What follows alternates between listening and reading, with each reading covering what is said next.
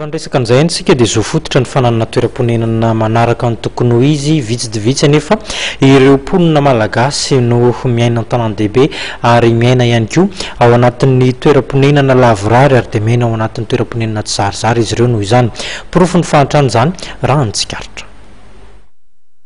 Raha ny zava-misy eto an-drenivohitra amin'izao fotoana izao dia mitombo isa ny fanorenana tsy ara-dalàna ary mitombo isa ihany koa ny olona manangana tranom-baoritra na mipetraka amoron-dalana. Tranga izay nahazo vahana indrindra tao anatin'ny 5 taona farany izay nisian'ny krisy teto amin'ny firenena. Raha ny fanajiajiana natao dia nivery asa ny tena nitotongana ny fari-piainany. Fianakaviana maro ny tsy manana trano fonenana ary tsy mahatakatra ny fanofana trano intsony dia namonjy toerana tsy andoavam-bola hipetrahana toy ny eto La Réunion kely.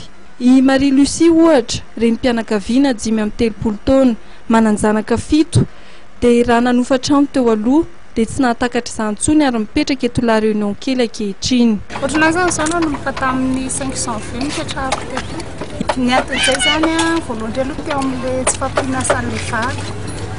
Faharoa manarakarak'izay ilay resaka fiarahamonina tsy milamina. Niasa taman'olona izany dia ohatrany hoe arakaraka ny tena moa izany ohatra ilay tsy fananana dia ilay manoatra ny rifahalala. Dia teo amin'ny karama sinoa zany valon'ilay patro dia izay satria ohatran'azy zao fotony zanaka anofa trano izay vaky tsy anasa dia voatery tsy maintsy mipetraka rehetra zaraka zany hoe misy trano tsy hofana mipetraka. Tsy voaloha zany ilay lana fara zany zao 125 000 nefa tsy voalohany dia izay no tonga anay tety zany hoe aleo aloha izany makasaina tsara ety mba ahafahana manaka nefa raha ohatranay koa zany anakaraka ny hoe mba nipetrahana ety raha zany ety tsy manofotrany nefa filaminatsaina tsisy ilay fiarahamonina mihitsy izany tsy mety raha amiko manokatra satria tabataba izy ny fivelomana na sakafo hoanina raha zany raha mila tsy olena. Anisan'ny very asa ihany koa ifidy 30 taona. Raha afaka nanofa trano izy fony izy mbola niasa dia tsy nahefy izany intsony. Mipetraka eto La Réunion kely ihany koa izy amin'izao fotoana izao miaraka amin'ny vady aman-janany 5. Iaho zany mipetrahako tety rotoana latsaka zay satria niasa dia ohatra nisy fatapahana ilay asako dia voatery tsy maintsy niafiafa ety zany dia hatramizao mbola tsy hita sy mivarana fa mbola ohatran'ny hoe tsy hita dia tena fivaromana matso fa reo zany zavatra midimidina sy velomana hoe tohana dia reny miantoka any an-tany sy arivo eo dia izay zao ny hitanay mety dia alonay mipetraka amin'izao manambady aman-janako izay 5 anako izay ny ohatrany anofatrana izay taloha ateren'ny zava-misy izay dia tsy afaka mokaramantsony dia ankehitriny izay tsy mahafatrana intsony satria tsy miasa nofatranay taloha 5 alina miaraka amin'ny 5 dia tsy tratra intsony izy ankehitriny satria taloha sécurité sady miasa tany zava teren'ny zava-misy dia tsy afa-manaotra. Le fiainana ety aloha tsy dia zazaly fa nleva hoe zay ny zava-misy aloha dia tsy maintsy hoe miaina amin'ny zava-misy satria tamin'ny miaina tsy afaka dia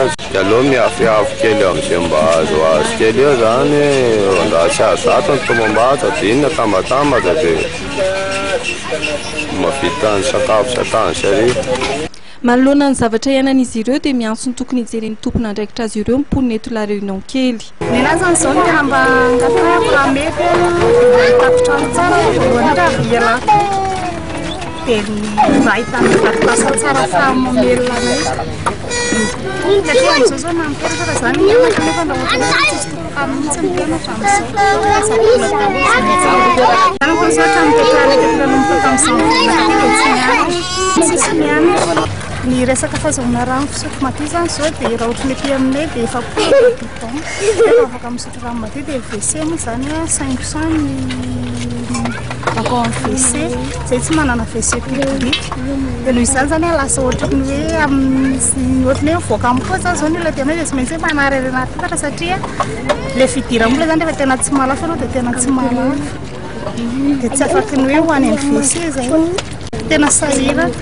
Andro amin'ny mpitondra izany mba hoe hijery anay ambany toerana ohatry izao hoe mba tsindrovana ny majinika ny asa fivelomana ny ankizy ny zazararay tsy mianatra tsisy tokotany ohatry izany betsabe ny zavatra problème tsy ampy aminay zany.